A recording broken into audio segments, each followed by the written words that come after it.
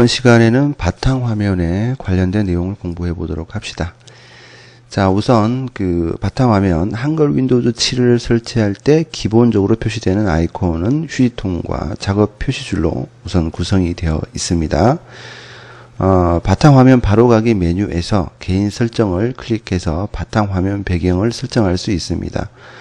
배경 그림으로 BMP나 GIF나 JPG나 DIB나 PNG 이런 확장자를 가진 이미지 파일 형식을 사용할 수 있고요.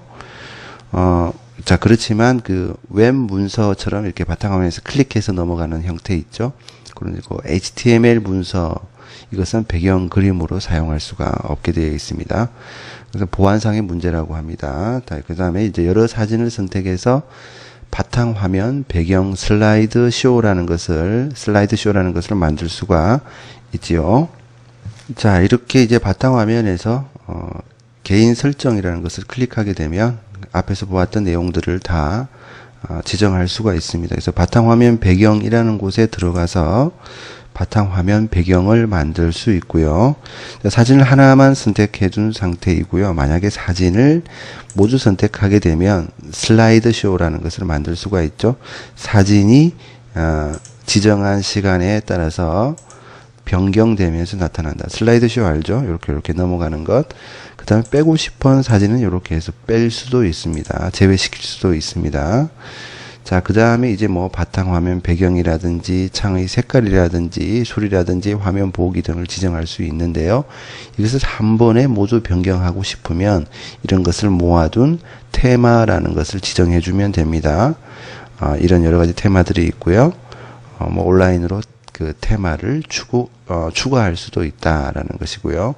그다음 바탕화면 아이콘 변경이라는 것을 눌러보게 되면 휴지통만 있는 것이 아니라 뭐 제어판이라든지 컴퓨터라든지 이런 것들을 다 추가할 수 있다라는 것을 볼 수가 있고요. 지금은 체크가 되어 있기 때문에 얘가 나타나는 것이고 체크를 풀게 되면 휴지통만 나타날 수도 있겠죠.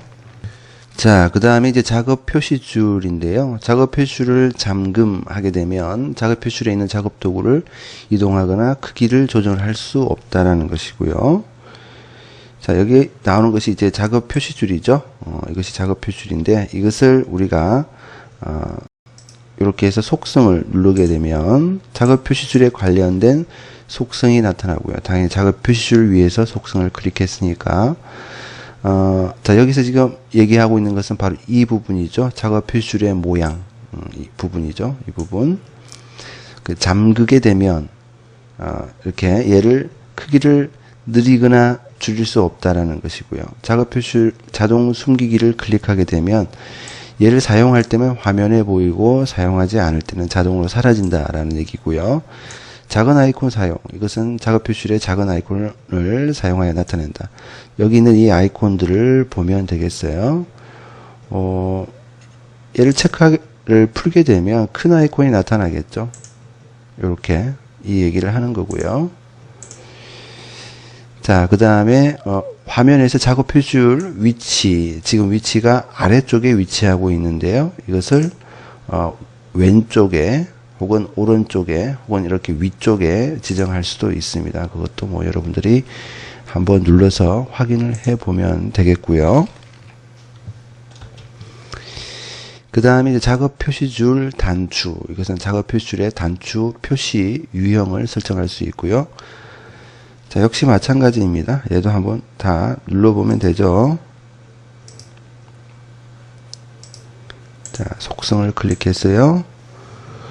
작업 표시줄 단추라는 부분이 이 부분인데요. 지금은 단추 하나로 표시 안함이라고 되어 있기 때문에 각각의 프로그램들이 이렇게 따로따로 그 단추 형태로 나타나는데요. 이것을 만약에 항상 단추 하나로 표시, 뭐 레이블 숨기기. 자, 레이블이라는 것은 이렇게 위에 가져가면 미리 보기 화면이 나오는 거 보이죠? 이것을 레이블이라고 하는 것이고요. 이것을 뭐 단추 하나로 표시하고 레이블 숨기기를 누르게 되면 여러 개 있는 단추들이 하나로 합쳐지고 그 다음에 레이블도 숨기기 나타나지 않게 되겠고요. 그 다음에 작업 표시줄이 꽉 차면 단추 하나로 표시, 이 단추들이 꽉 차면 그제서야 단추 하나로 표시한다라는 얘기가 되겠고요. 그 다음에 이제 알림 영역이라는 것은 여기 이 영역에 있는 것인데요. 알림 영역. 이것을 사용자 지정을 할 수가 있습니다. 그래서 이 관리센터, 그 다음에 뭐 네트워크, 볼륨에 관련된 부분인데요. 이것을 아이콘 및 알림 표시로 되어 있는데, 우리가 이것을 아이콘 및 알림 숨기기를 누르게 되면 숨겨지겠죠. 그 다음에 이제 알림만 표시할 수도 있습니다. 알림만 표시라는 것은 뭔가 좀 변경이 되거나 업데이트 되거나 그럴 때만 나타난다라는 얘기가 되겠고요. 자, 그 다음에 에어로피크로 바탕화면 미리 보기라는 것은 이 작업 표시 끝에 보면 얘가 있죠. 바로 이것입니다. 그래서 바탕화면 미리 보기라는 것이 지금 지정이 되어 있기 때문에 에어로피크를 사용해서 바탕화면 미리 보기라는 것이 지정이 되어 있죠. 지정이 되어 있기 때문에 얘를 마우스를 가져가면 바탕화면이 일시적으로 표시가 된다 라는 것이고요. 그것이 바로 에어로피크를 사용해서 바탕화면 미리 보기입니다. 그 다음에 이제 시작 메뉴에서도 여러 가지 설정을 할 수 있습니다. 그래서 사용자 지정 단추가 있고요. 이것은 시작 메뉴의, 자, 이것은 마찬가지로 시작 메뉴 위에서 속성을 클릭해 보면 되죠. 바로 이것을 얘기를 하는 겁니다. 시작 메뉴의 링크 아이콘 메뉴 모양 및 동작을 사용자가 지정할 수 있다.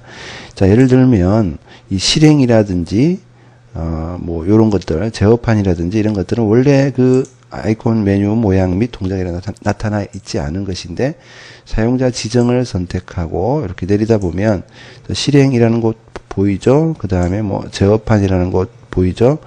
그 다음에 최근 문서 이런 것들도 이를 체크를 풀게 되면 이 시작 메뉴에서 이런 것들이 다 사라지게 된다라는 것이고요.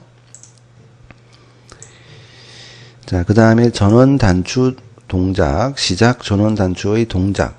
자, 지금은 시작 버튼을 누르게 되면 시스템 종료가 나오는데요. 이것이 이제 전원 단추 동작에 시스템 종료가 지정이 되어 있기 때문에 그렇죠. 얘를 클릭하고 뭐 사용자 전환이라든지 로그오프라든지 이런 걸 지정해 주게 되면 여기 이제 다른 모양으로 바뀐다라는 것이고요.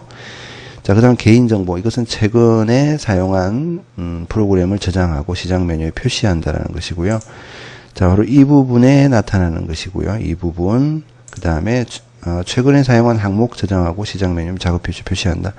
바로 이 부분에 나타나는 것인데요. 만약에 이것을 체크를 풀게 되면, 풀고 여러분들이 적용을 누르게 되면 이것은 최근에 사용한 이 목록을 삭제하게 되는 것과 같은 효과가 있습니다. 따로 삭제 메뉴가 있는 것이 아니고 이 작업을 통해서 삭제를 할 수 있어요.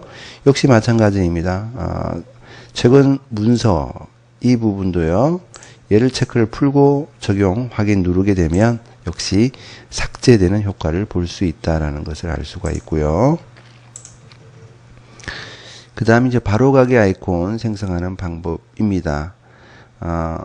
자, 이것은 뭐 직접 한번 해 보면 되는 것이죠.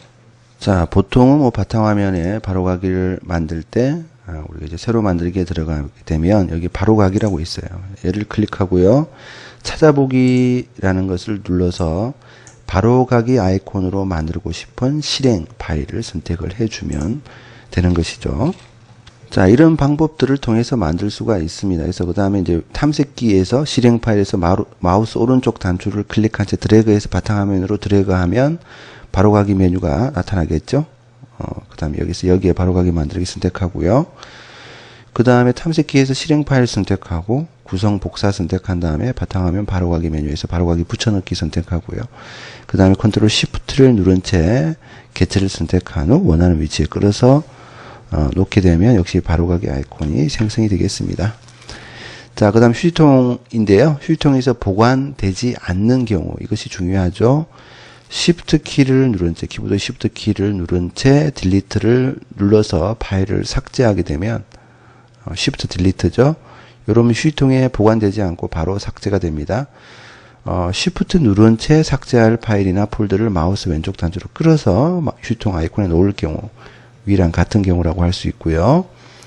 그 다음에 이제 휴지통 속성에서 파일을 휴지통에 버리지 않고 삭제할 때 바로 제거 옵션을 선택한 경우에도 역시 마찬가지로 휴지통에 보관되지 않는 경우가 되고요. 그 다음에 이제 중요하죠. 플로피 디스크나 USB 메모리에서 삭제한 경우, 그 다음에 네트워크 상에 있는 파일을 삭제하는 경우, 그러니까 어디에 휴지통 이 파일을 어디에다가 보관했다가 지워야 될지 출처가 명확하지 않기 때문에 그렇다고 볼 수가 있겠죠. 그 다음에 이제 휴지통 용량보다 큰 파일을 삭제할 경우 당연히 안 되겠고요. 도스창, 명령 프롬프트 창에서 그 실행에서 cmd 입력하고 도스창이 나오죠. 그곳에서 이제 삭제한 경우에도 역시 휴지통에 보관되지 않는다라는 것을 알아두면 되겠습니다.